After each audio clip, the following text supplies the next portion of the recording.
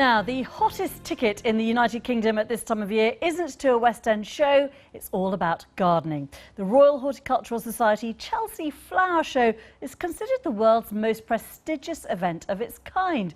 Well, public viewing opened earlier this week and closes tomorrow. It's a firm favourite for older visitors, but gardening is experiencing something of a renaissance amongst younger green thumbs or fingers. A recent US survey found 5 out of 6 million new gardening households were millennials. Well, Alice Vincent is a journalist and author of How to Grow Stuff, and George Williams is the founder of SmartPlant, an app that allows users to identify plants and connects them to the experts. Welcome both. I was really lucky, went to Chelsea on Monday, stunning as always. Yeah. It is an older crowd though, generally, isn't it? It can be, yeah. How do we have evidence that youngsters really are getting into gardening here? I mean, I'd say that we're both parts of that. Yeah. And certainly online, it's Instagram and social media that has the best evidence that young people are connecting with plants and horticulture in a way they may not have before. Why do you think it is? I think it has something to do with people are much more aware of the health and mental benefits of plants these days.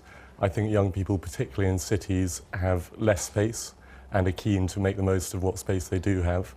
And also the rise of grow your own and food provenance has meant that people, like growing their plants in pots and eating the produce. And there is a cost though, isn't there? I mean, I find every time this time of year you want to go and do something in the garden, the cost is always surprising of buying new plants. Right. It is, and traditionally it is very costly.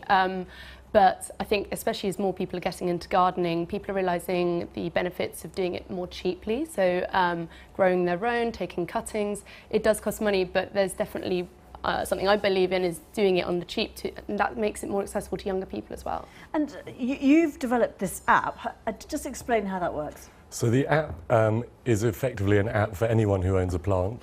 We allow you to identify plants and pests. We give you monthly care information on what you need to be doing. And you can chat to an expert whenever you like. And we've also just put everything live on Alexa, so you can literally ask Alexa what you need to do and she tells you. Alexa's getting a lot of plugs in this programme, I have to say today. Alexa's the solution to everything, I think. Alice, I mean, what about Instagram? Because obviously gardening, totally visual medium, Absolutely. Isn't it? Has it taken off there? Yeah, massively. Before I started even writing about gardening, I started Instagramming gardening first. And it's not only that plants look beautiful there, but you can learn a lot as a rookie gardener. You're connected with other growers. It's a really friendly community. And I think it's allowed a lot of people to ask the questions they're too scared to ask in real life.